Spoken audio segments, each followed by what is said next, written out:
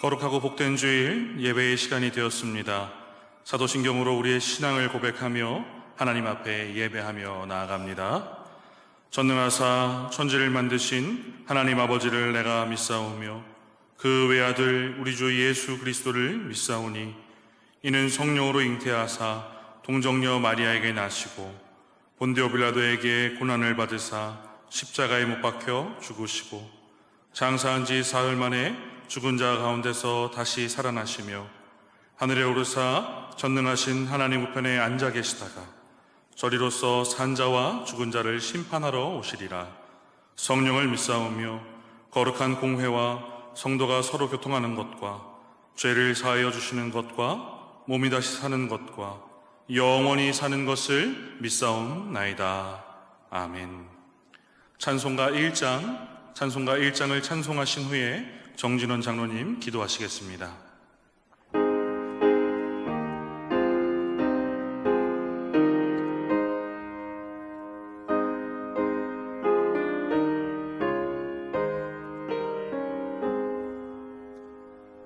만복의 근원 하나님 온 백성 찬송 드리고 저 천사여 찬송하세 찬송 성부 성자 성령.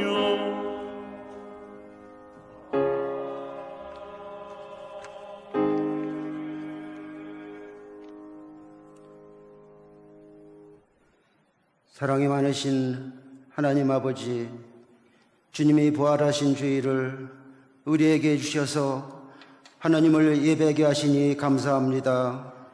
그러나 인간의 죄와 게으름 그리고 부지로 인하여 중국발 코로나 바이러스가 확산되므로 거룩한 성전이 아닌 가정에서 예배를 드리게 되어 죄송합니다. 그러나 오늘 마음을 다하여 참여하는 마음과 하나님의 자비를 구하는 심정으로 예배를 드리오니 이 시간 해령교회 성도들이 있는 그곳에 오셔서 영광을 받으시고 우리에게는 은혜를 주옵소서.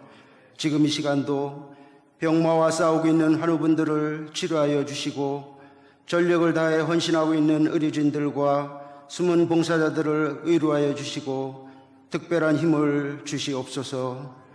우리에게 보내주신 귀하신 담임 목사님을 통해 하나님께서 말씀하실 때에 모든 성도들에게 겸손함과 사모함으로 그 말씀의 은혜를 받고 그 말씀에 순종함으로 세상의 빛된 복과 소금이 되게 하여 주시옵소서. 모든 말씀을 예수님의 이름으로 감사하며 기도드리옵나이다. 아멘.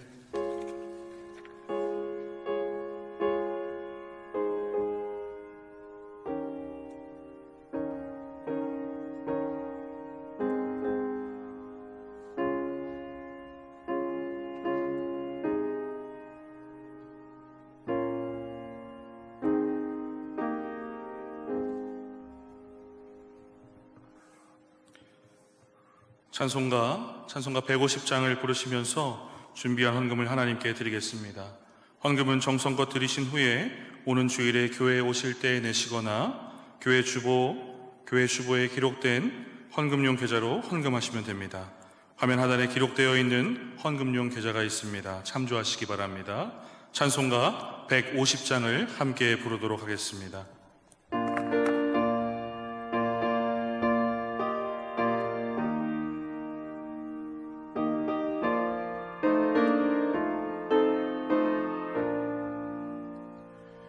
할보리 산 위에 십자가 섰으니 주가 고난을 당한 표라.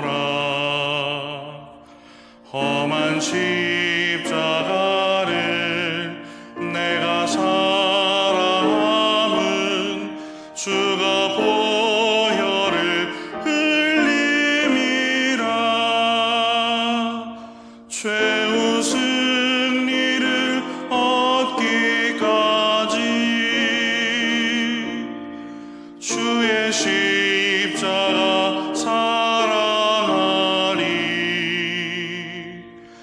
빛난 면류관 받기까지 험한 십자가 붙들겠네. 멸시 청대받은 주의 십자가에 나의 마음이 끌리도다. 귀한 어린 양이 세상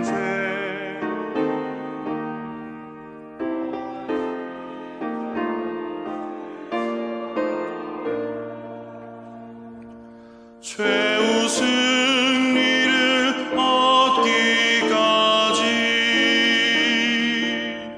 주의 십자가 사랑하리. 빛난 면류관 받기까지 험한 십자가 붙들겠네. 험한 십자가에 주가 흘린 피를 믿는 마음으로 바라보니 나를 용서하고 내 죄 사하시려 주가 흘리신 보혈이라. 최후 승리를 얻기까지 주의 십자가 사랑하리. 빛난 면류관 받기까지 험한 십자가 붙들겠네. 주님 예비하신 나의 본향 집에 너를 부르실 그날에는 영광 중에 계신 우리 주와 함께 내가 죽도록 충성하리. 최후 승리를 얻기까지 주의 십자가 사랑하리. 빛난 면류관 받기까지 험한 십자가 붙들겠네.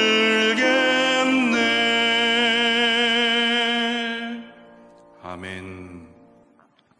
오늘 우리에게 주시는 하나님의 말씀은 요나서입니다. 요나서 3장 4절로 6절의 말씀입니다. 구약 1289면 그 즈음에 있습니다. 요나서 3장 4절에서 6절까지의 말씀입니다. 다 찾으신 줄 알고 제가 봉독하겠습니다. 요나가 그 성읍에 들어가서 하루 동안 다니며 외쳐 이르되 40일이 지나면 니느웨가 무너지리라 하였더니 니느웨 사람들이 하나님을 믿고 금식을 선포하고 높고 낮은 자를 막론하고 굵은 베옷을 입은지라. 그 일이 니느웨 왕에게 들림에 왕이 보좌에서 일어나 왕복을 벗고 굵은 베옷을 입고 제 위에 앉으니라. 아멘. 이 시간 담임 목사님 나오셔서 말씀을 전해 주시겠습니다.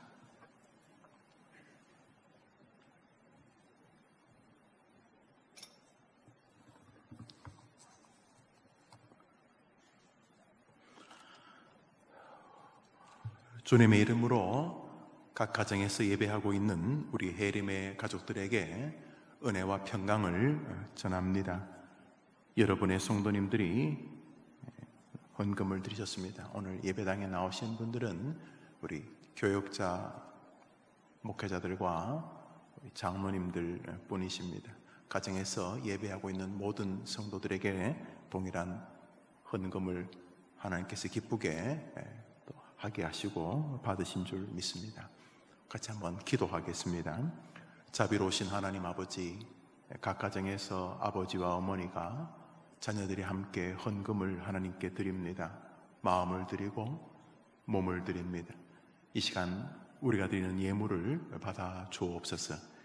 우리 모두가 주님 앞에 나왔습니다만 장소가 예배당이 아니고 주의 전이 아니고 우리의 가정입니다. 일터입니다.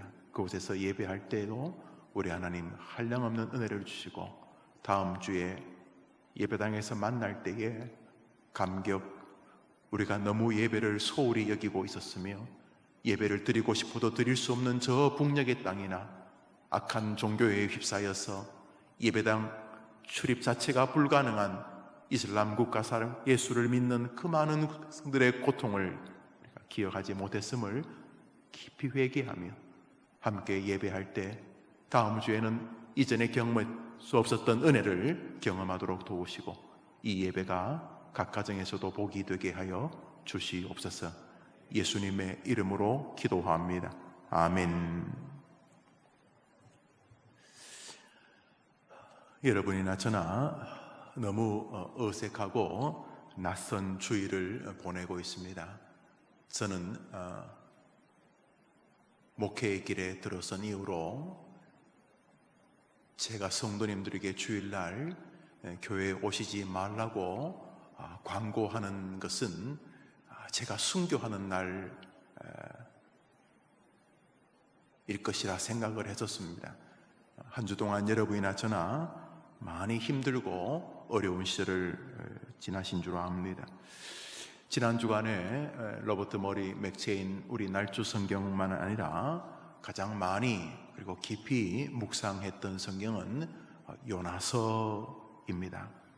저는 제가 인생의 어려움을 만날 때마다 어떤 성경에서 누워 쉬고 또 그곳에서 하나님을 만나는데 그 중에 한 성경이 요나서입니다. 1장부터 4장까지 이루어진 작은 성경이지만 거기 저와 같은 저보다야 뛰어나겠지만 아무래도 부실한 저와 같은 선지자 요나가 있고 하나님의 자비가 있고 인생들의 무지함과 죄악이 있고 그 속에 하나님의 큰 은총이 있는 요나서, 권선징악과 동시에 하나님의 자비로운 은혜가 있는 요나서를 봅니다. 이번 주간에도 요나서를 한 20번 정도 읽은 것 같습니다. 읽고 또 묵상하고 또 그곳에서 잠시 기도하고 쉬고 그랬습니다. 그러면서 우리 성도님들에게 요나서를 통해서 주시는 하나님의 은혜를 나누려는 마음을 하나님이 주셔서 특이하고도 안타깝 주일 여러분들과 요나서를 상고하려 합니다. 하나님께서 우리 모두에게 은혜 주시기를 간절히 소원합니다. 아수르 제국은 고대 근동 지역에서 굉장히 강력했던 나라 중에 하나입니다. 동시에 아주 악한 사악한 나라였습니다. 극악한 우상 숭배의 국가였으며 이 아수르는 주변 나라를 정복하면은 철권 정치, 포악한 정치로 나라를 다스렸습니다. 그래서 아수르 사랑하면 모든 사람들이 아주 그냥 벌벌벌 떨고 아주 악독한 나라였습니다. 한 주석가에 의하면 그 지구상에 있는 거의 모든 고문 도구의 원조가 아수르였다는 것입니다. 아수르의 그 고문 도구들은 지금도 사용하는 것입니다. 너무나 사람들을 포악하게 다루고 인신 제물을 드리는 정말로 악독한 나라가 이 아수르 제국이었습니다. 그 아수르의 가장 큰 도시, 수도가 되겠죠. 임금이 사는 도시가 바로 니느웨입니다. 지금 이라크 지역이고요. 그 중에서도 이라크 북부, 그 기름이 많이 나오는 모슬 지방입니다. 모슬 지방. 지금 전 세계적인 문제가 되는 크루드 난민들이 바로 그 지역 사람들입니다. 한때 한 200만 명 정도까지 살았는데 지금은 자료를 보니까 한 60만 명 정도 산다고 합니다. 이라크 수도 바그다드를 제외한 제2의 도시가 모슬입니다. 그런데 특이하게도 모슬에는 오래된 기독교인 단체들이 존재합니다. 많을 때는 약 10만 명, 적을 때도 한 4, 5만 명의 그 기독교인들이 있습니다. 아니, 중동 지역, 특히 이라크에 무슨 기독교인들이 삽니까? 그러게 말입니다. 그 모슬 지역에 지금도 기독교인들이 있습니다. 6년 전입니다. 2014년 7월 24일 날 전 세계에 IS, 이슬람 스테이트라고 하는 그 이슬람 극단주의자들이죠. 이 IS가 전 세계에 생중계를 한 폭파 장면이 하나 있습니다. 지금도 여러분들이 예배를 마치고 요나의 무덤하고 치시면 구글에 또 인터넷에 바로 그 6년 전에 IS가 한 사원을 폭파하는 장면을 보실 수 있습니다. 아니, 왜 이슬람 IS가 자기들 사원을 폭파했는가? 수천 년이 된 엄청난 세계적인 문화유산인 그 사원을 왜 폭파했는가? 그 사원에 한 사람의 묘가 있었기 때문입니다. 바로 요나의 묘입니다. 그 땅이 과거 이스라엘을 괴롭혔던 산헤립 아수르 임금의 아들 에살헤돈이라고 불리워지는 인물, 그러니까 산헤립의 아들이죠. 산헤립 아버지가 피살된 다음에 그 아들 에살헤돈이 임금이 되는데 그때 큰 궁전을 짓습니다. 그 에살헤돈 그 궁전 터가 바로 그 요나의 묘입니다. 아니, 이슬람 국가에 왜 모슬 지방에는 지금도 수만 명의 기독교인이 있고 또 요나의 묘가 그 모슬 지방에, 지금 이라크 지방에 있었던 것입니까? 성경 요나서는 그 이유를 전해줍니다. 지금부터 약 3,000년 전, 한 2,600~700년 전이죠. 지금부터 약 3,000년쯤 즈음에 이 당대 최강국 중에 하나였던 아수르가 우왕좌왕하게 됩니다. 왜냐하면 나라 전역에 전염병이 돌았기 때문입니다. 거의 모든 자료들이 그 시절 요나가 설교할 즈음에 아수르에 큰 전염병이 돌았다는 것을 문헌들을 통해서 발굴하고 동의합니다. 나라가 막 발전하고 주변 나라들을 막 정복할 즈음에 나라 전반에 돌게 된 이 중국 우한 폐렴 같은 이 코로나19 같은 병으로 인하여서 사람들이 막 죽어가기 시작하자 민심이 흉흉해졌고 국민들은 불안해하기 시작했었습니다. 임금도 어찌할 바를 모르고 있었습니다. 여기서 수십 명, 저기서 수백 명이 막 죽어가고 있을 즈음에 신하 하나가 임금에게 와서 전합니다. 전하는 내용이 평소와 좀 달랐습니다. 몇 명이 어디 요양원에서 죽었습니다. 무슨 병원에서 죽었습니다. 무슨 이단 단체에서 많이 죽었습니다. 뭐 그런 거 보고하고 있을 즈음에 이 신하는 전혀 다른 것을 하나 보고하는데요. 그것은 옆에 있는 조그만 나라에 한 선지자라는 사람이 우리나라에 와서 설교를 한다는 것입니다. 했다는 것이지요. 그래, 이스라엘 선지자 하나가 와서 우리나라에 다니면서 설교를 했다고? 예.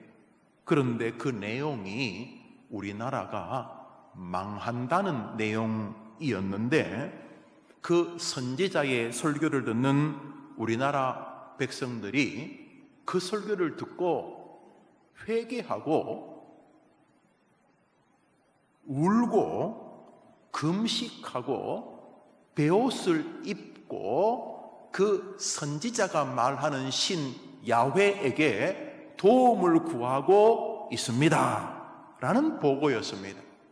정리하면 이스라엘의 한 선지자가 와가지고 니느웨 한 귀퉁이를 이렇게 다니며 설교하는, 니느웨가 굉장히 큰 도시였거든요.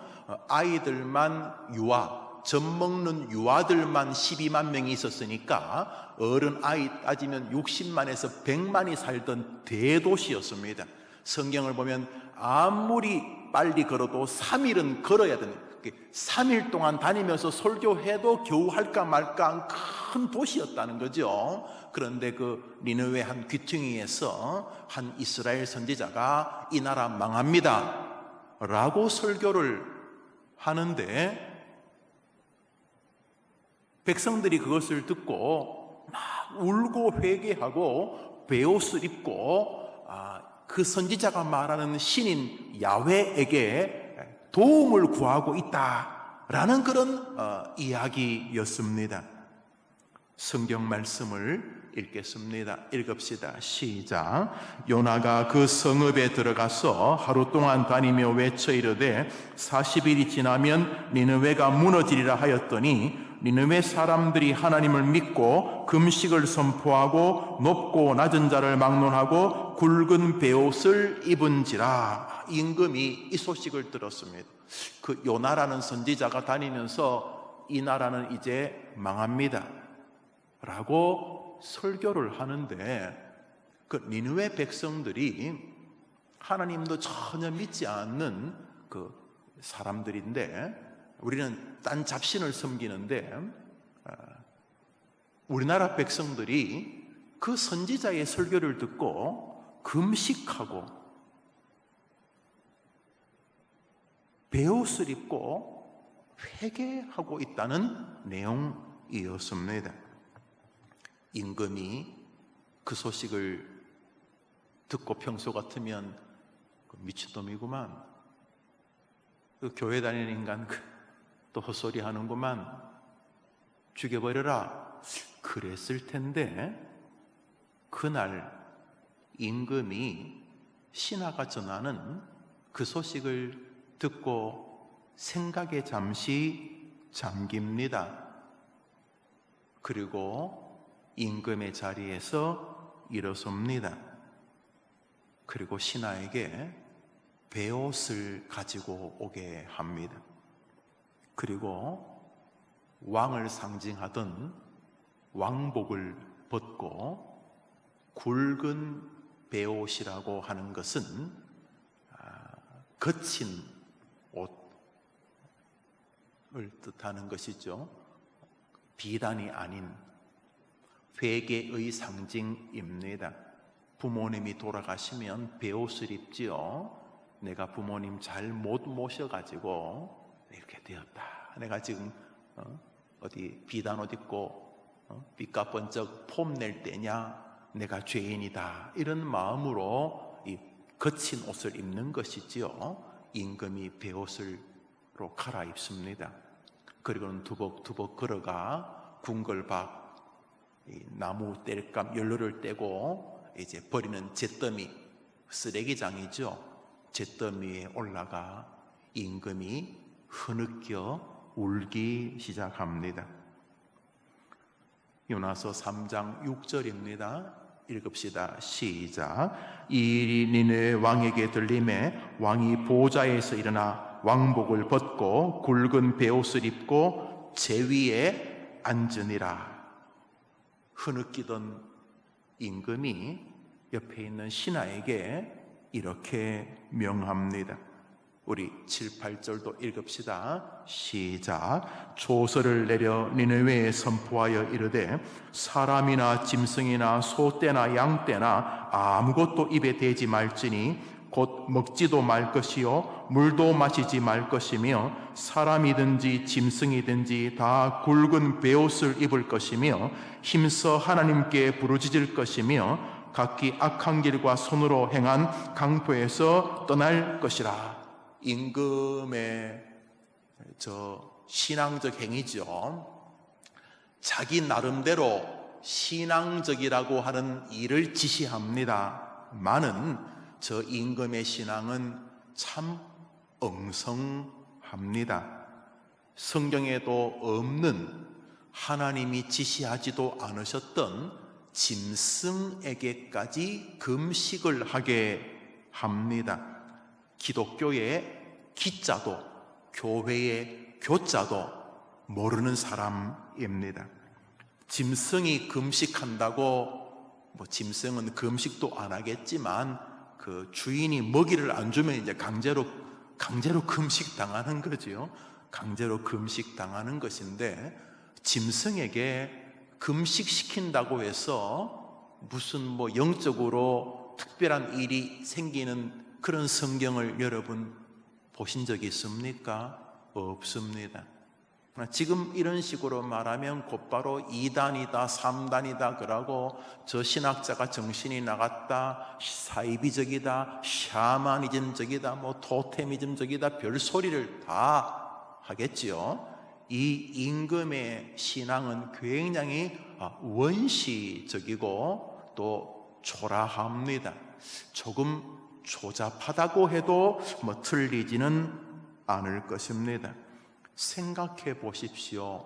백성들에게 금식을 시키는 것이야 이해가 되지만은 짐승들에게 금식을 시키는 게 무슨 대단한 신앙이겠습니까? 그런데 왜 그렇게 했느냐가 중요합니다. 성경은 임금이 짐승들에게 금식을 시킨 것에 대해서 판단을 중지하십니다. 성경적이다, 비성경적이다 말하지 않으십니다. 그것은 이 임금 안에 있는 마음을 우리 주께서 보셨기 때문입니다.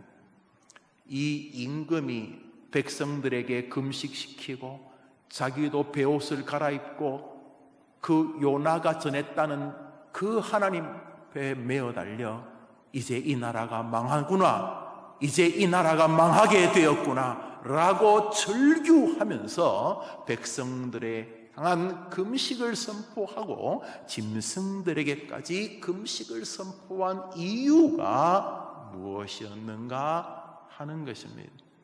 하나님은 다소 신학적이지 않아 보이는 임금의 이런 처신을 싫어하지 않으셨습니다.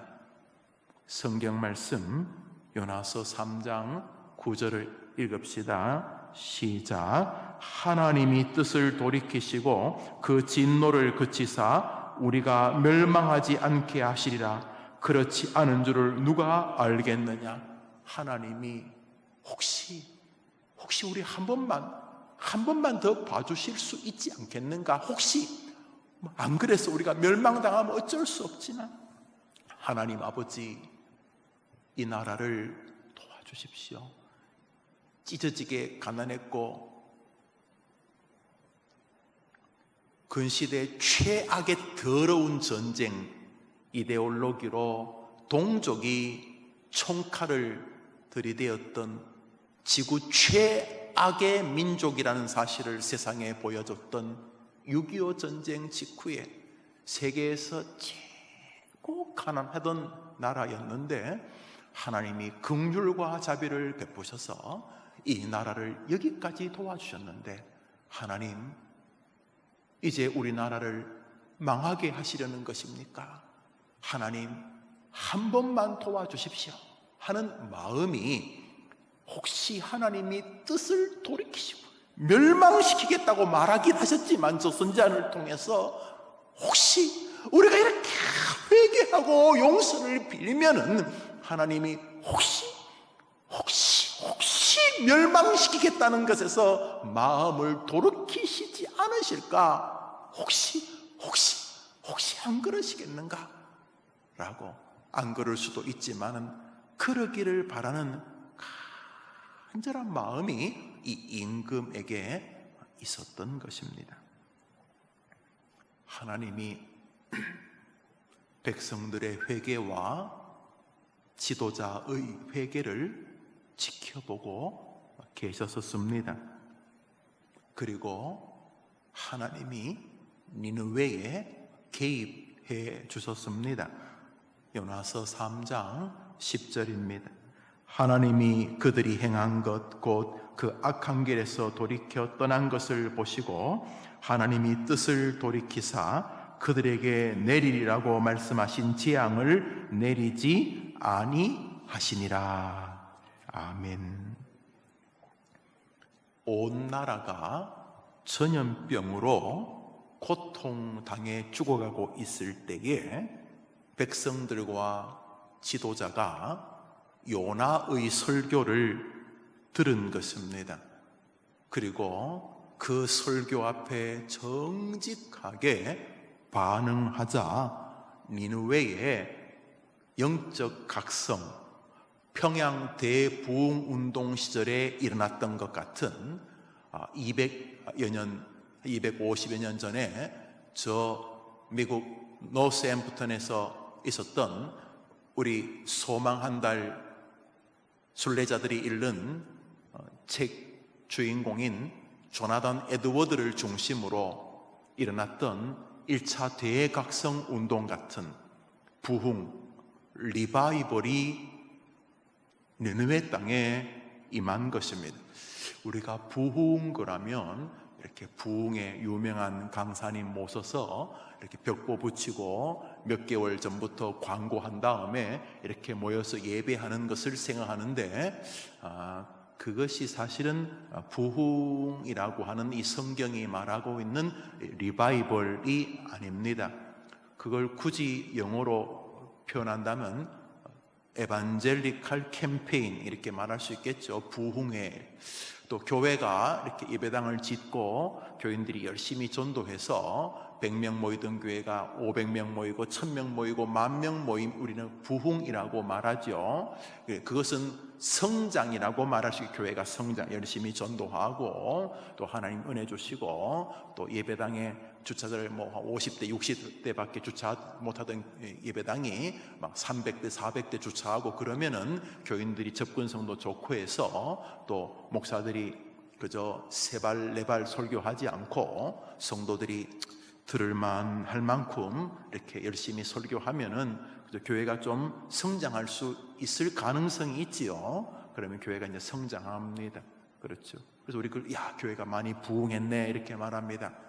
그것을 그렇게 쓴다고 해서 그렇게 무슨 천인공노할 일은 아닙니다만, 이 성경에서 말하고 있는 이 부흥, 평양에서 있었던 1907년 1904년 5년 웨일즈나 영국에 있었던 1908년 9년 저 만주에서 조나단 고포드를 중심으로 했었던 그런 리바이벌 혹은 대각성, 그레이트 어웨이커닝이라고 하는 이런 대각성 시대에 임하던 리바이벌과는 구별되는 것이죠. 교회가 성장하고 또 이렇게 부흥 집회를 할 수 있죠. 그러나 리바이벌은 인간이 할 수 있는 게 아니죠. 하나님이 찾아오시는 것이죠. 이 니느웨에 하나님이 찾아오신 거죠. 제게 굉장히 큰 영향을 끼친, 사실 저의 영원한 스승 중에 한 분인 마틴 로이 존스 목사님은 영국 최고의 설교자였고 이미 당대 그 버킹엄 영국 여왕이 사는 버킹엄하고 붙은 웨스트민스터 예배당에서 이미 20세기 최고의 설교자로 그 자유진영을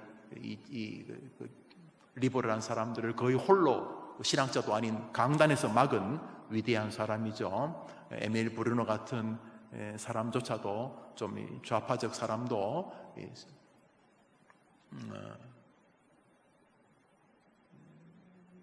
로이 존스 설교는 개혁교회 설교의 최고봉이라고 말하죠. 자기는 로이 존스의 사상을 동의는 안 하지만 나는 로이 존스의 설교가 개혁주의 설교의 최고봉이라고 생각한다. 그렇게 말할 만큼 로이 존스는 탁월한 분이셨죠. 그러나 그 로이 존스 목사님이 평생 소원했던 것이 바로 리바이벌, 하나님께서 자신의 목회에 부흥을 주시기를 하나님이 그렇게 은혜로 임하시기를. 돌아가실 때까지 자기의 사역에 큰 성장은 있었죠. 예배당을 가봤는데요, 거의 100년 전에 한 2,500명, 3,000명이 모이던 교회였으니까 큰 교회 영국에서는 로이 존스 목사님 계실 때 사람들이 모두가 로이 존스 목사님의 목회를 박수칠 때 로이 존스 목사님은 늘 영적으로 갈급함이 있었죠. 부흥에 대한, 이분이 조나단 에드워드와 청교도들의 글들을 보면서 그 부흥이 하나님이 일하시는 아주 중요한 족적인 것을 보면서 늘 갈망했죠. 저도 마찬가지입니다. 제 학위 논문이 바로 리바이벌, 부흥입니다. 늘 그것을 기대하죠. 물론 지금까지도 너무 감사하죠.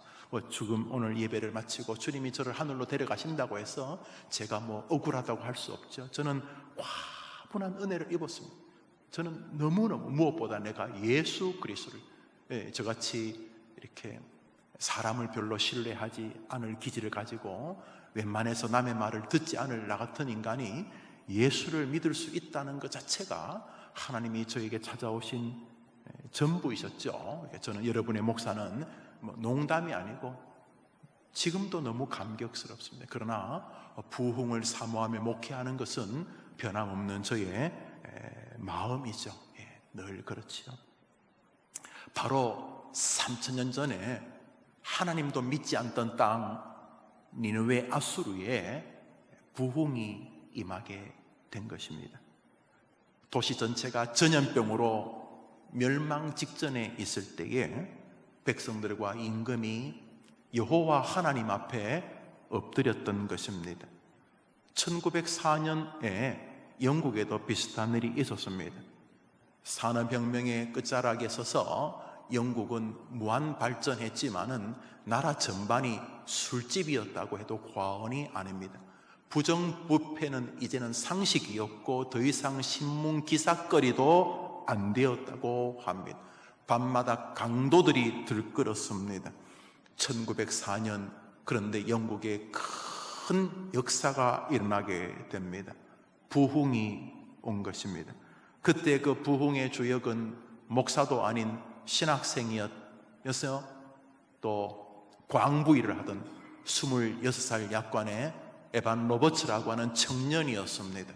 웨일즈를 중심으로 1904년 5년 영국에 부흥이 오는데 6개월 만에, 부흥이었죠. 6개월 만에 10만 명이 세례를 받고 주께로 돌아옵니다. 지금 여기 우리 교회가 있는 이 지역, 미사 지역이 10만 정도 됩니다.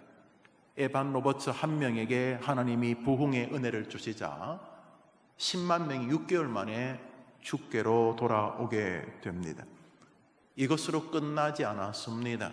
1904년 5년에 이 영국의 부흥이 인도 부흥에 영향을 줍니다. 그 다음에 한국 부흥에 영향을 줍니다.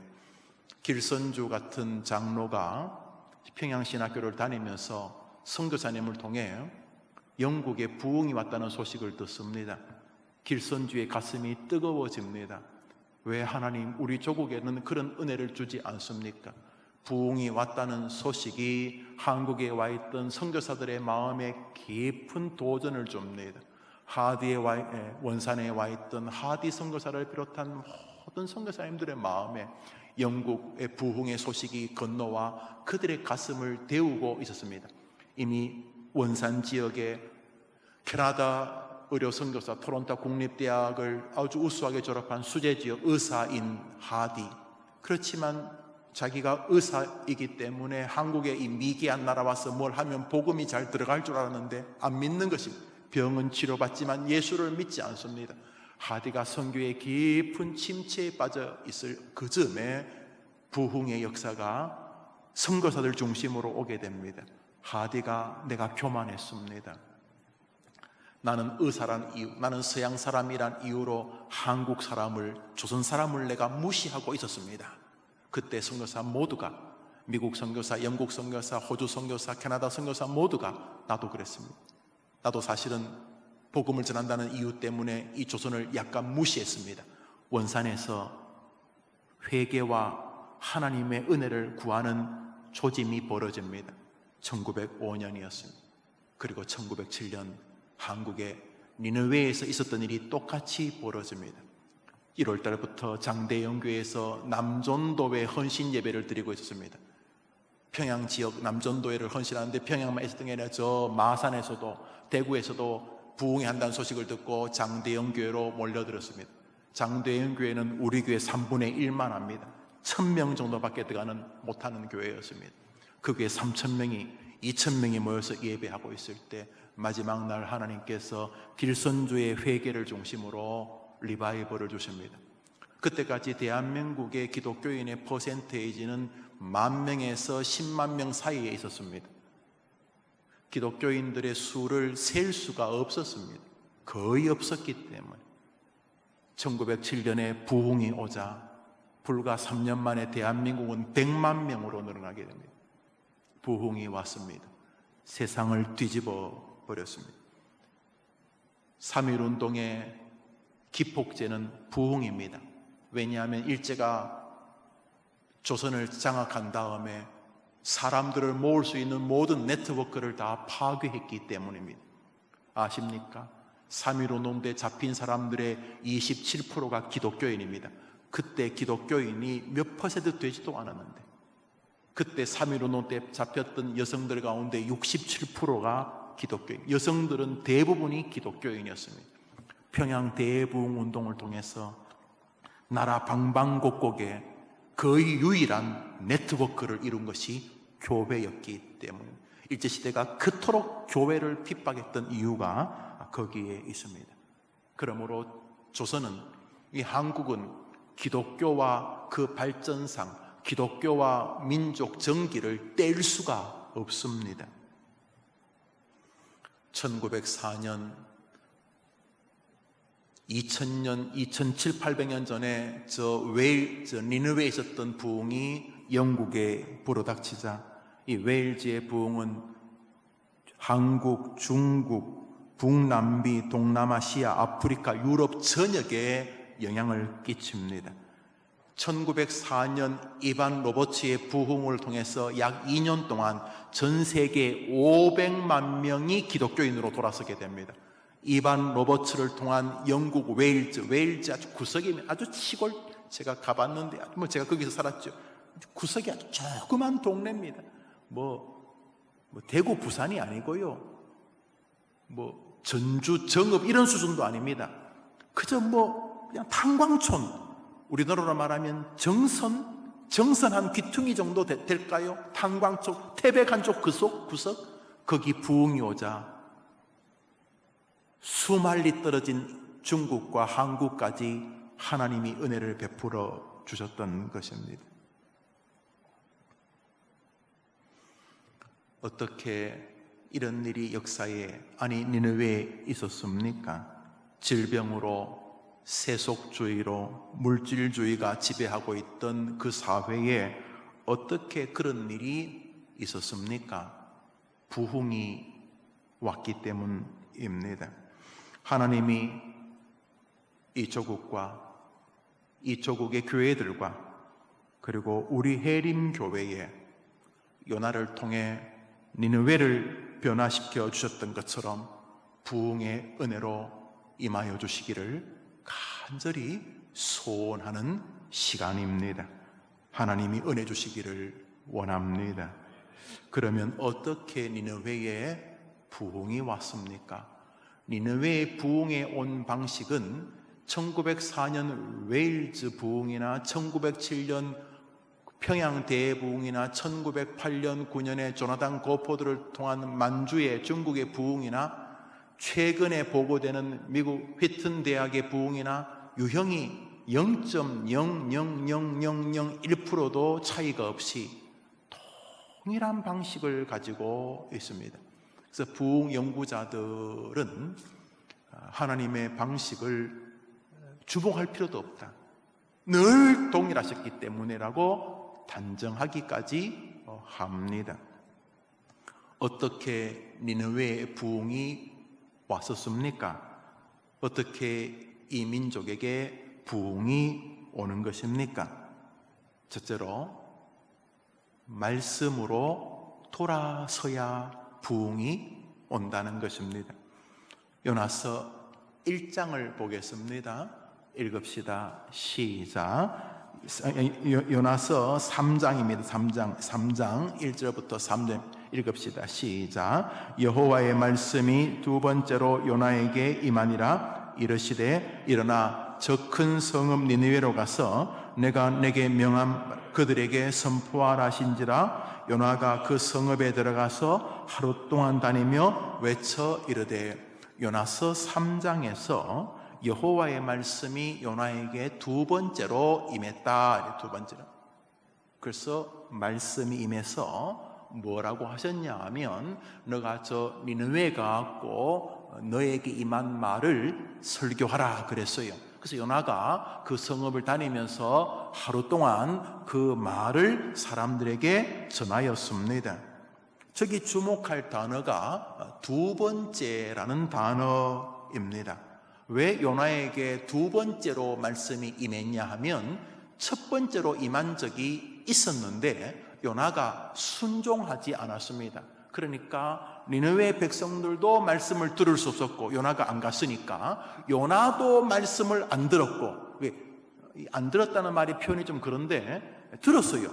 들었는데 안 했으니까 안 들은 거죠. 자식이 둘 있는데 아빠 좀 도와주라, 농사 좀 같이 짓자 할 때 큰아들은 예 하고 안 가고 둘째 아들은 싫어요 하는데 좀 있다가 마음이 연로하신 아버지 혼자 호미질하게 하면 안 되지 싶어서 둘째가 갔어요.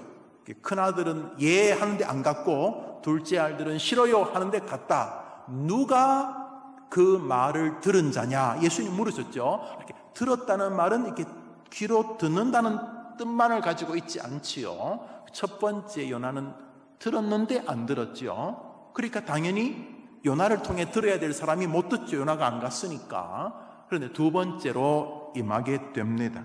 첫 번째라는 것은 요나서 1장에 나오지요. 우리 한번 읽어볼까요? 시작. 여호와의 말씀이 아미띠 아들 요나에게 임하니라. 이르시되 너는 일어나 저 큰 성읍 니느웨로 가서 그것을 향하여 외치라. 그 악독이 내 앞에 상달되었음이니라 하시니라.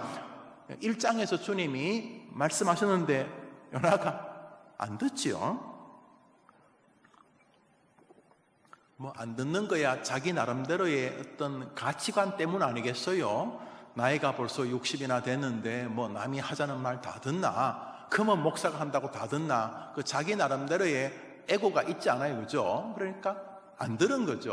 뭐 성경을 읽는데 뭐 좋은 말이지만 뭐 꼭 듣고 안 듣고는 내가 선택하면 되는 거 아닙니까? 그죠? 나이가 벌써 80이나 됐는데 무슨 내가 뭐 남의 말 그렇게 듣고 그러냐? 요나가 그랬던 것 같아요. 그래서 안 들었어요.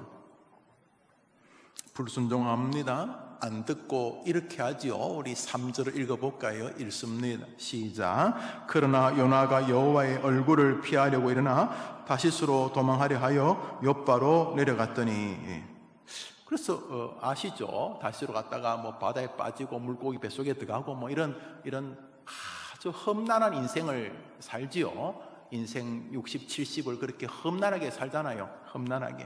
뭐 돈 벌었다가 사기당하고 또 자식한테 또 공을 들었다 또 자식한테 뒤통수 맞고 뭐 또 질병한테 뒤통수 맞고 뭐 돈한테 뭐 그래 인생을 살죠. 그러다가 요나가 지정신을 차리게 된 거죠. 지정신을 차렸습니다. 그래서 다시 이제 물고기 뱃속에서 회개하고 이렇게 다시 이제 돌아오게 됩니다. 그런데 하나님이 니느웨를 변화시키려고 첫 번째로 요나에게 말씀하셨죠.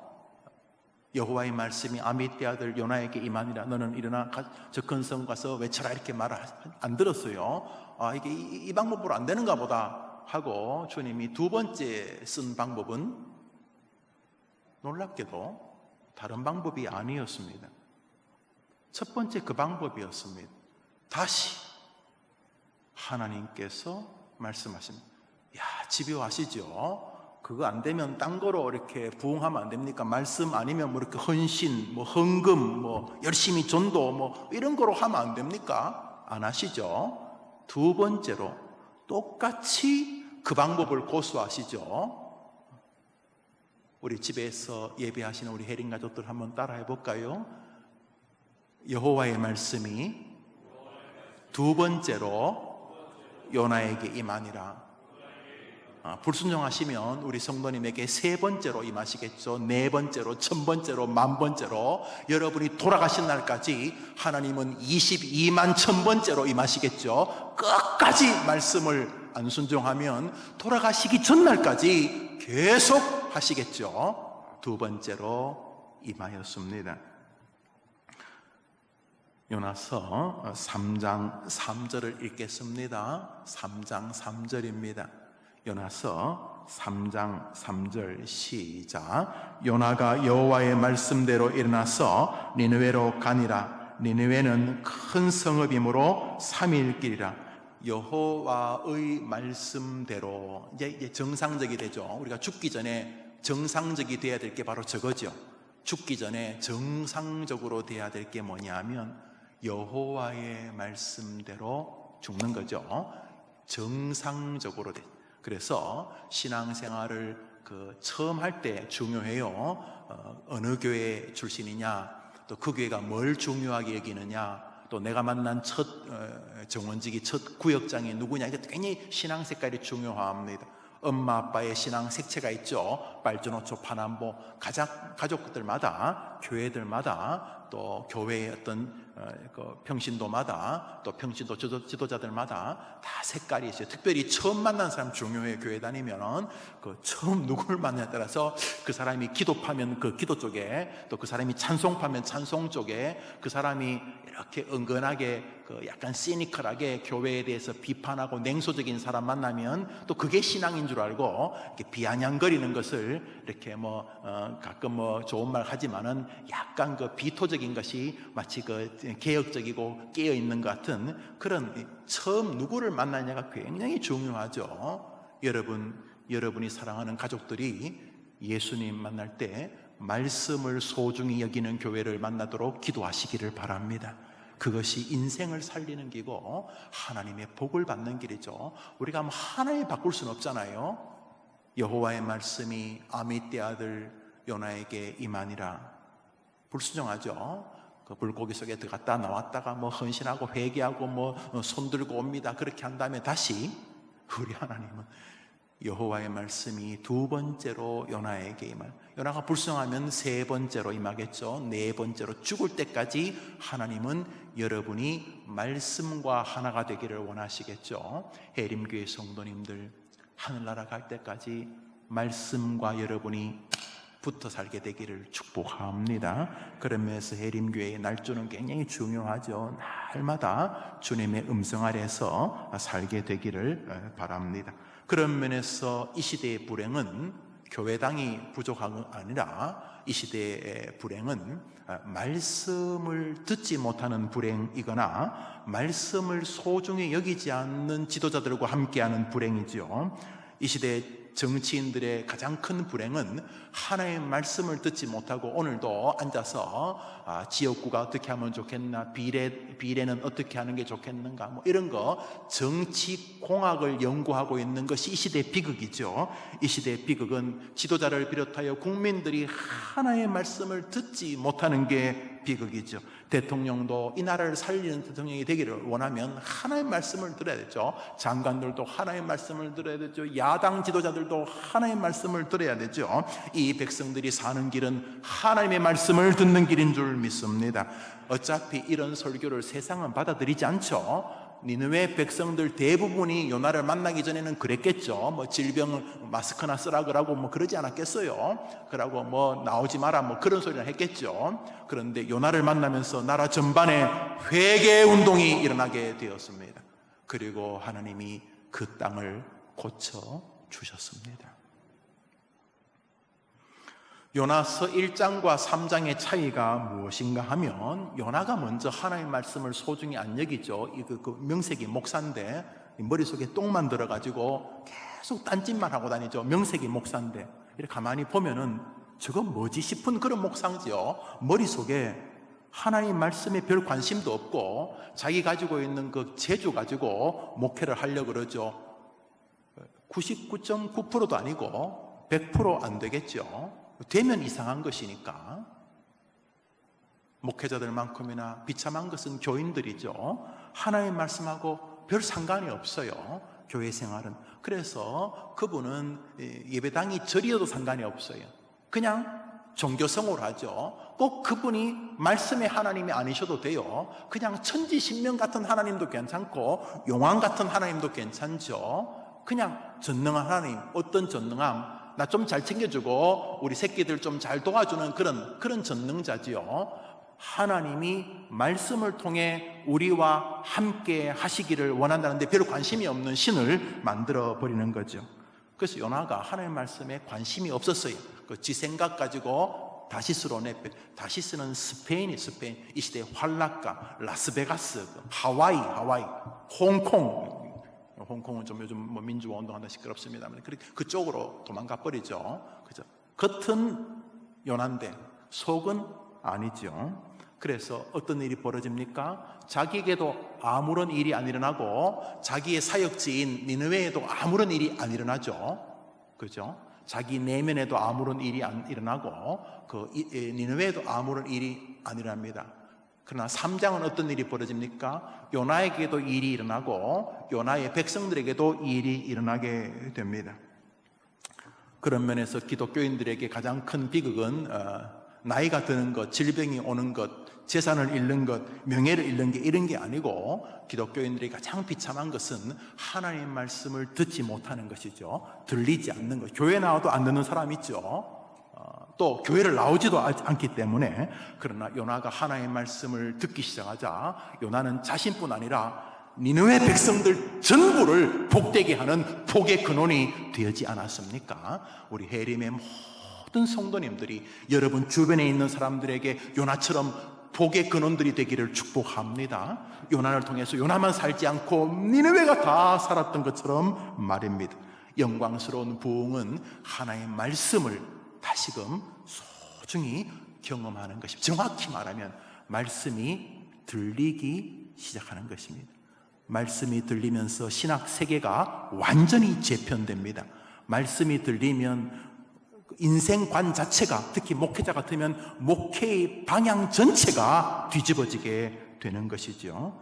니느웨가 뒤집어진 것처럼, 니느웨가 하나님의 은혜로 은총을 입었던 것처럼 해림 성도님들과 여러분의 가정과 직장, 이 중국 폐렴으로 인해서, 이 몹쓸 질병으로 인해서, 이 중국발 우한 폐렴으로 인해서, 이 코로나19로 불리워지는 이 기막힌 병으로 인해서 고통당하는 우리 모든 대한민국의 성도들에게 하나님의 방식인 말씀이 들려지는 기회가 되기를 간절히 소원합니다. 특별히 나라를 책임지고 있는 위정자 대통령에게 하나님 말씀이 들려지도록 그 주변에 있는 분들이 대통령에게 하나님 말씀을 전해줄 수 있게 되기를 바라고, 우리 여야 지도자들에게 하나님의 말씀을 전해줄 수 있게 되기를 바랍니다. 그 주변에도 아마 기독교인들이 있으시겠죠. 대통령 참모들도 계실 것이고, 또 여당 야당 지도자들, 하나님 말씀이 들려지는 기적 같은 은혜가 일어나되 먼저 우리 예배드리고 있는 해림의 성도님들의 가정에, 그래 우리 다시 말씀으로 돌아가자. Back to the Bible. 우리 하나님의 말씀으로 돌아가자. 솔라 스크립투라. 오직 말씀으로, 오직 성경으로 돌아가자.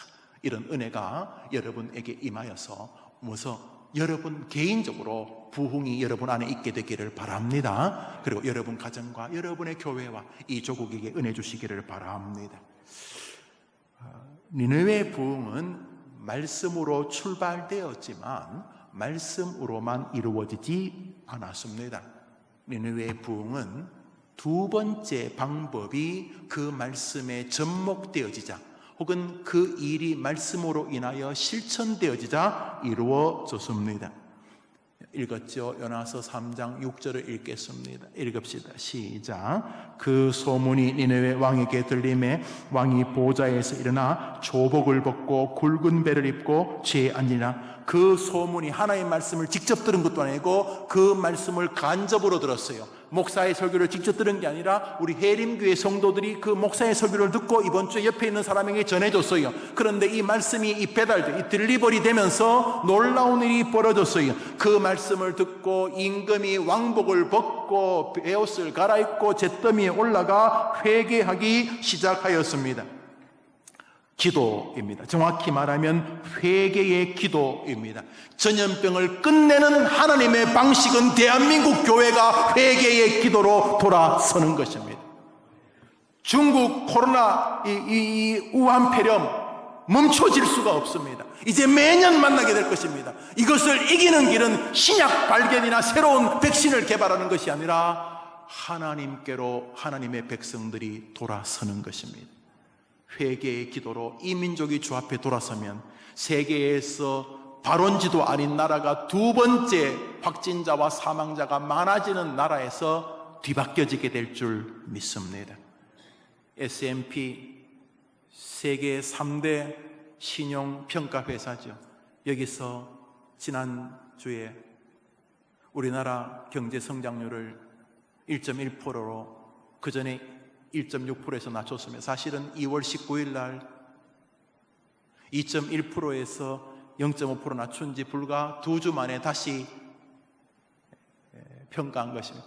나라가 지금 이 우한 폐렴으로 너무 혼란스러워서 이 중요한 뉴스를 지금 놓치고 있습니다만 한 나라의 경제 성장률이 1%로 가라앉는 것은 이거는 신문 1면, 2면을 다 장식할 문제입니다. 워낙 강력한 영향력을 가진 회사이기 때문에 지금 우리 겨를이 없습니다. 이 질병 때문에 겨를이 없고 앞에 있는 총선으로 인하여 겨를이 없습니다. 나라 전체가 겨를이 없습니다. 그러나 사실은 질병 때문에 죽는 게 아니라 굶어 죽을 가능성이 커지고 있습니다. 경제가 다 깔아앉고 있습니다. 민심이 흉흉합니다. 길이 있습니다. 하나님의 백성들이 하나님 앞으로 돌아와 회개하며 하나님께 진심으로 기도하는 것입니다. 그러면서 이 질병은 먼저 이 조국 교회에게 말하는 너희가 요나가 아니냐, 너희들이 먼저 하나님께로 돌아와 그 물고기 뱃속에서 회개했던 요나의 은혜를 먼저 경험해야 되는 것이 아니냐 말씀하고 있습니다. 분명히 이 중국 우한 폐렴 코로나19는 우리 민족의 큰 고난입니다. 그러나 이 고난은 우리를 회개의 기도로만 돌릴 수 있다면 전화 위복의 아름다운 은혜로 변하게 될 수 있는 줄도 우리는 믿습니다. 부흥은 하나님의 말씀에 회개의 기도로 반응하는 데서부터 출발되었습니다. 시편 119편을 읽읍시다. 시작. 고난당하기 전에는 내가 그릇 행하였더니 이제는 주의 말씀을 지키나이다. 여러분, 고난을 통해서 하나님은 우리가 기도하기를 원하고 계십니다. 너무나 명백합니다. 목회가 풀리지 않는 성도들이 또 목사들이 삶이 열리지 않는 성도들이 있습니까? 오늘 이 예배를 이 말씀을 들으실 때 하나님을 바꾸려고 하지 마십시오. 하나님의 방식은 참 변함이 없으십니다. 어저께나 오늘이나 영원 무궁히 한결같습니다. 하나님 바꿀 수 없습니다. 말씀 생활을 정리하십시오. 내가 말씀을 정말로 어떻게 대하는 목사인가, 성도인가, 그리고 그 말씀 앞에 회개와 기도로 나아가시는 것입니다. 고난은 우리를 회개의 기도로 이끄시는 주님의 손길입니다. 요나가 지금 3장에서 이렇게 은혜의 복음을 증가할 수 있는 것도 회개의 강을 기도로 건넜기 때문입니다. 요나서 2장 물고기 뱃속에서 요나가 기도합니다. 물고기 뱃속에 던져진 거 아시죠? 우리 성경 말씀 읽습니다. 읽읍시다. 시작. 요나가 물고기 뱃속에서 그의 하나님 여호와께 기도하여 이르되 내가 받는 고난으로 말미암아 여호와께 불러 아뢰었더니 주께서 내게 대답하셨고 내가 수월의 뱃속에서 부르짖었더니 주께서 내 음성을 들으셨나이다. 물고기 뱃속이라는 파도에 던져진 고난이 요나로 하여금 기도와 회개의 길로 들어가게 되었습니다.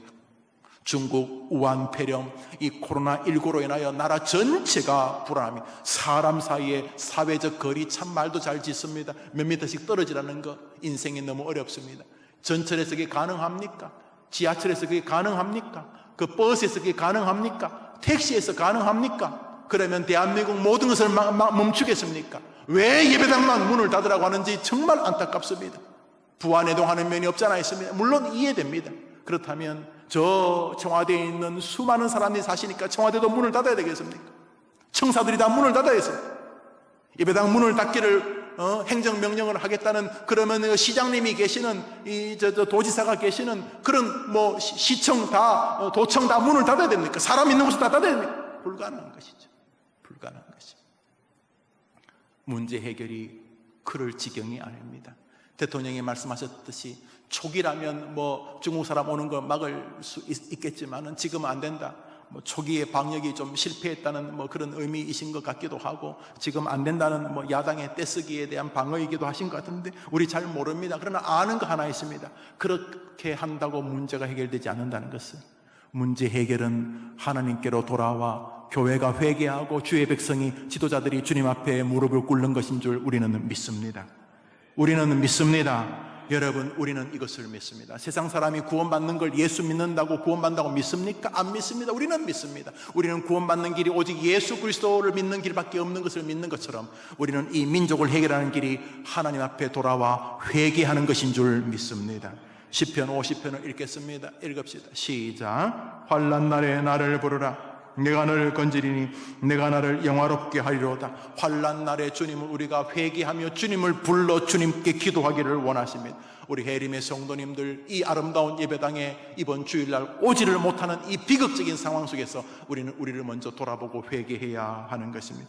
인생의 어려움이 분명히 조국에 있습니다. 그러나 길이 있습니다. 분명히 길이 있습니다. 질병 문제도 해결한 길이 있었습니다. 열왕기하 20장입니다. 읽겠습니다. 시작. 그때 히스기야가 병들어 죽게 되매 히스기야가 낯을 벽으로 향하여 여호와께 기도하여 가로되 여호와여 구하오니 기어가옵소서 하고 심히 통곡하더라. 사랑하는 여러분, 하나님의 백성이었던 히스기야가 하나님 앞에 잘못 보여 꾸중하여 질병으로 죽어가게 되었을 때 히스기야가 뭐 했습니까? 아주 할 수 없지, 마스크나 쓰고 그러지 않았습니까? 히스기야가 뭐 했습니까? 하나님 앞에 메어 달려 주여 나를 긍휼히 여겨달라고 회개하며 기도하였습니다. 그때 하나님께서 너 끝났다라고, 내가 너를 심판하겠다, 이사야를 보내 너 죽었다라고 말씀하셨던 하나님이 히스기야의 그 회개의 기도를, 회개의 통곡의 눈물을 보시고 어떻게 하셨습니까? 열왕기하 20장 4절 6절에 읽읍시다. 시작. 왕의 조상 다윗의 하나님 여호와의 말씀이 내가 내 기도를 들었고 내 눈물을 보았노라. 내가 너를 낫게 하리니 내가 3일 만에 여호와의 집 올라갔고, 그 수천 년 전에도 질병으로 인하여 나라가 망가지고 임금이 죽어갈 때에 회개와 기도로 주님의 은혜를 입었던 것을 보게 될 때 이 방식은 지금도 변함없습니다. 의료진들과 공무원들이 수고하십니다. 응원하고 지원하고 기도합니다. 그렇지만 성도님은 기억해야 됩니다. 마스크를 쓴다고 해결되면, 손 씻는다고 문제가 되는 게 아닙니다. 하나님이 도와주셔야 되는 것입니다. 이런 천재지변 앞에서 그렇게 하나님의 도움을 구하지 않는다는 것은 비신앙인입니다. 이토록 성경이 지금과 똑같은 전염병으로, 똑같은 병으로 나라를 칠 때에 그 병들이 순식간에 해결된 방식을 보면서도 하나님의 말씀과 회개의 기도로 돌아서지 않는 것은 고통스러운 일인 것입니다. 지금 많이 고통스럽습니다. 길이 있습니다. 야고보서 5장 18절입니다. 읽읍시다. 시작. 너희 중에 고난당하는 자가 있느냐? 저는, 사랑하는 성도님들, 가정에서 예배를 드리고 있는 해림의 가족들, 고난 중에 있습니까? 꼭 이 코로나 질병만이 아니라도 여러 고난이 있습니까? 하나님의 손길이십니다. 죄 많은 세상에 버무려 살다가 하나님과 멀리 떨어져 가는 우리들을 향한 주님의 손길입니다. 어떤 손길? 회개와 기도로 돌아오라고 하는 손길입니다. 모든 부흥은 바로 이 회개, 기도 그리고 말씀과 붙어 있습니다. 세상에 어떤 부흥도 예외가 없습니다. 니느웨 부흥이나 1904년이나 1907년이나 똑같습니다. 그렇다면 이 시대도 똑같을 것입니다. 해림교회가 말씀이 있고 회개의 기도가 있는 교회가 되기를 간절히 소원합니다. 여러분의 가정이 그렇게 되기를 축복합니다. 마지막으로 말씀과 회개의 기도를 이렇게 되게 하고 이렇게 만드는 큰 그릇이 하나 있습니다. 여러분 음식을 만들 때 재료가 있죠. 재료, 그렇죠? 이 재료는 말씀과 기도라고 하는 재료, 말씀과 회개라고 하는 재료입니다. 자, 재료가 다 준비되었어요. 재료만 준비되면 음식이 됩니까? 안 됩니다. 반드시 음식을 되게 만들려면 뭐가 필요한 줄 아십니까? 그릇입니다. 그릇. 군대에 있을 때요, 라면을 줬습니다. 시중에도 그렇게 나오는지 모르겠는데 라면은 10개씩, 삼양라면, 농심라면을 10개씩 해서 한 샤프에 심지어는 한 2박스씩 줬어요. 한 달에 한 2-3박스씩 주는데 부식도 괜찮고 하니까 라면을 주잖아요. 주는데 신기한 게요, 라면을 다 줘요. 그 샤프장마다 통신특기 그 샤프에도 주고 또 무장특기 그 폭탄단은 저는 이제 공군에 있었는데 폭탄단은 시설 특기 하여튼 다 줘요. 샤프마다 막 라면을 다 줘요. 그래서 라면이 막 쌓여 있어요. 근데 중요한 것은 대대장께서 늘 라면을 주면서 이렇게 딱 했어요. 샤프에 열기구, 음식 만드는 기구 반입 금지. 어떡하라고? 생각 깨먹으라고. 생각. 라면은 주면서 끓일 수 있는 도구는 불난다고 절대로 못 갖게 하는 거예요. 음식이 아무리 있어도 그릇이 없으면 어떻게 하라고? 음식을 어떻게 하라고? 그릇을 전기시설을 못 갖게 하는데 말이 안 되죠. 말씀과 회개, 기도라는 재료와 반드시 이 재료가 담겨야 될 그릇이 있습니다. 그릇의 이름은 순종입니다. 요나서에 요나와 니느웨 백성만이 아니라 또 순종하는 존재들이 등장을 합니다. 요나서 2장 10절을 보겠습니다. 읽읍시다. 시작. 여호와께서 그 물고기에게 말씀하시매, 누구에게 말씀하셨다고 되어 있죠? 물고기에게. 물고기도 하나의 말씀을 순종합니다. 많은 그리스도인들이 순종하지 않지만 물고기도 말씀에 순종합니다. 요나서 4장을 읽겠습니다. 읽읍시다. 시작.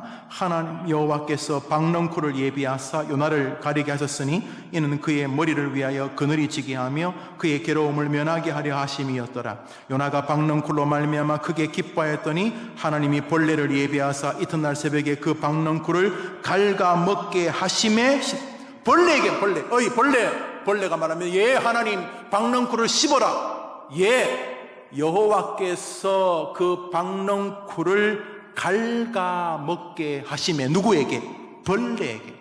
벌레도 하나님의 말씀을 순종합니다. 하나님의 형상으로 만들어진 인간이 죽을 때까지 말씀을 불순종합니다. 나라가 중국 폐렴으로 큰 고통을 겪고 있습니다. 그러나 여러분, 하나님에게는 순식간에 이 문제를 해결할 능력이 있는 줄 믿으시기를 바랍니다. 성도님들, 우리는 예수를 믿잖아요. 죽어서 내가 곧 길이요 진리요 생명이니 나로 말미암지 아버지께로 올 자가 없다는 그 예수의 진리를 믿잖아요. 불신자들은 안 믿죠. 불신자들은 천국 지옥도 안 믿으니까요. 영혼 내세도 안 믿으니까요. 그 안 믿는 사람하고 우리하고 어떻게 똑같습니까? 그런 것처럼 질병을 대하는 방식, 우리가 인간적으로 할 수 있는 방법 노력을 해야 돼요. 침으로 옮길 수 있어요. 침으로 옮길 수 있어요. 충분히 공기로도 옮길 수 있어요. 우리가 마스크를 쓰고 상대방도 쓰고 나도 쓰고 주의하죠. 악수도 개합적 손을 안 만지면 좋죠. 요즘 주먹으로 하고도 손 씻고 다 좋지요. 할 수 있는 건 최선을 다하세요. 그러나 기독교회는 그런다고 해결된다고 믿으면 기독교회는 아닙니다. 기독교회는 언제나 마음 한쪽 구석이 하나님을 향해 악망적입니다.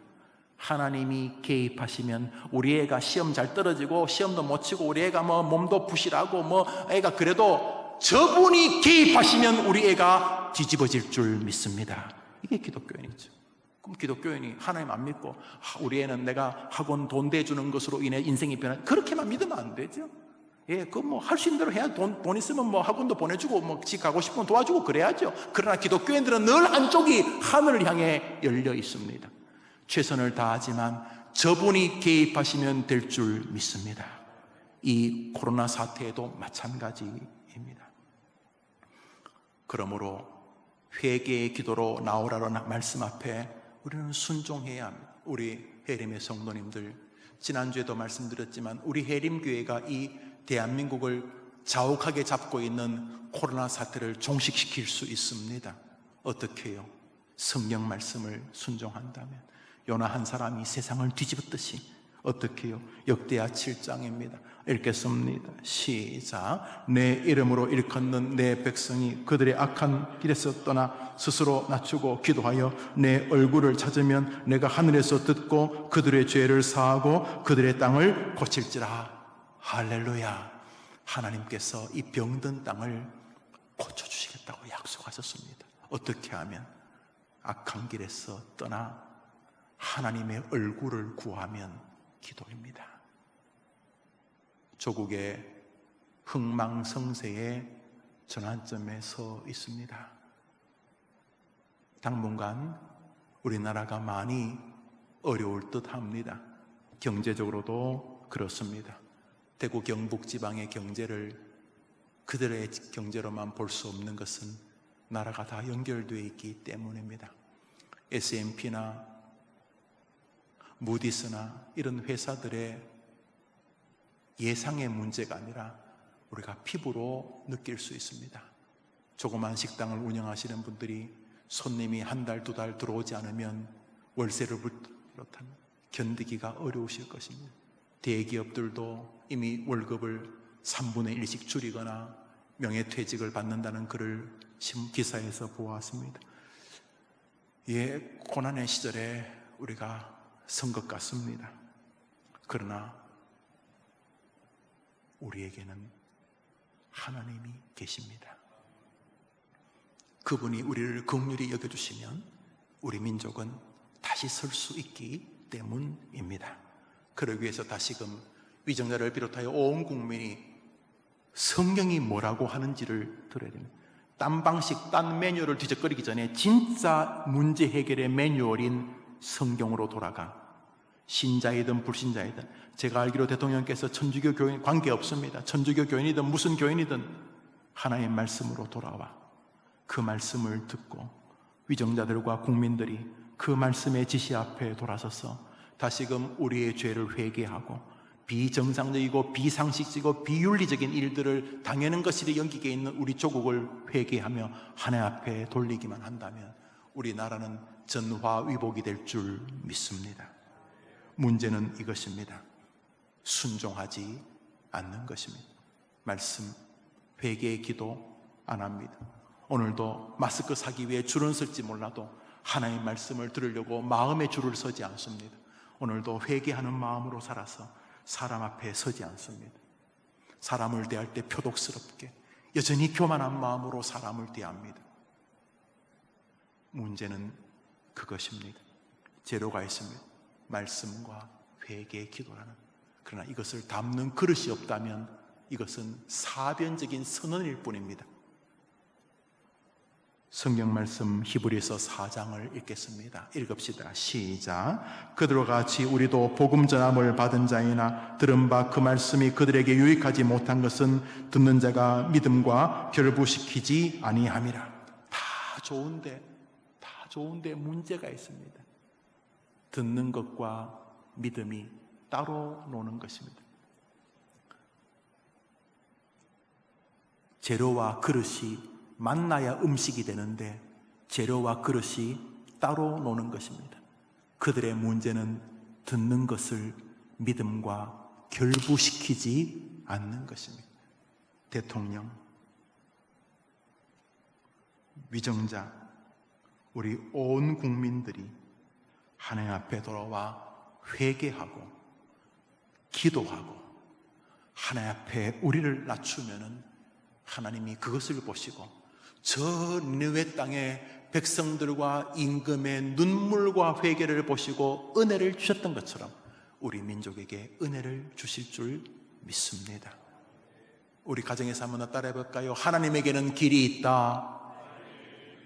이 병만이 아니라 우리 가정 개개인의 삶의 수많은 문제도 해결 방식은 똑같습니다.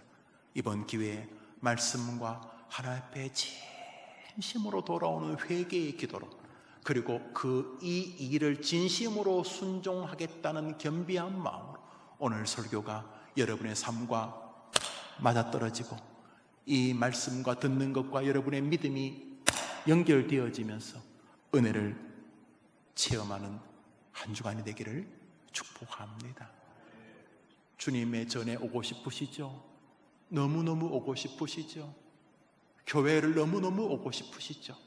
이번 한 주간 나라를 위해서 간절하게 기도하고 내 자신을 위해 기도하고 말씀과 회개의 기도로 열심으로 간절히 간구했다가 오는 주일 여러분 우리 모두 아름다운 해림의 거룩한 전에서 만나 하나님을 경배하게 되기를 간절히 소원합니다. 복된 한 주간 되기를 축복합니다. 오늘은 제가 축도하면서 예배를 마치겠습니다. 고마우신 주님, 기가 막힌 질병으로 온 나라가 마비되어 있습니다. 위정자들의 정책을 내는 것을 볼 때 우왕좌왕하는 면이 역력하고 선거까지 붙어 있어서 마음들이 정돈되지 않는 것을 봅니다. 하나님 아버지, 경제적으로 위기가 다가오고 있습니다. 전 세계적으로 100개국이 넘는 나라가 우리나라 백성들이 오는 것을 아예 금지하거나 통제하고 있습니다. 중국과의 관계를 긍정적으로 보는 국민과 부정적으로 보는 국민들이 첨예하게 부딪히고 있고, 일본과의 문제를 다시금 부정적으로 긍정적으로 보는 국민들이 첨예하게 부딪히고 있는 중입니다. 마스크로 상징되는 부실함과 정권에 대한 불만이 고조되고 있습니다.